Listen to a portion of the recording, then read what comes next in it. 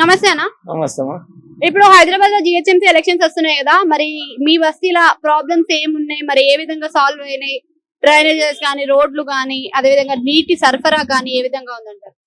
నీటి సరఫరా 4 రోజులకు ఒక రోజు వస్తుంది, 4 days పడుతుంది. అవి కొంచెం ఇప్పుతున్నారు, ఒక 45 minutes అట్లా, ఒక 5-6 బిందెలు పట్టుకుంటే బంద్ అయిపోతుంది.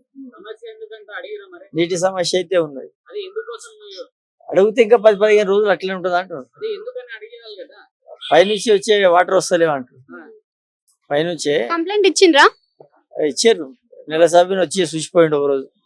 అంటే ఎమ్మెల్యే గానీ కార్పొరేటర్ గానీ వచ్చుడు చూసుడు అడుగుడు ఇట్లాంటివి ఏమైనా చేస్తురా? వస్తారు, అప్పుడప్పుడు బస్తీలలో తిరుగుతా ఉంటారు, చెప్తారు. నెల సభ్యుని వచ్చిపోయాడు 8-10 రోజుల కింద వాటర్ ట్యాంక్ వరకు. ఆయనకు పోయి అదే చెప్పారు, ఒక 10 రోజులు ఇలా ఉంటుంది అని చెప్పేసి. ఎమ్మెల్యే సాబ్ గానీ ఇట్లా మనకి కార్పొరేటర్ గానీ ఏ విధంగా పని చేస్తుండ్రు అంటారు ఇక్కడ?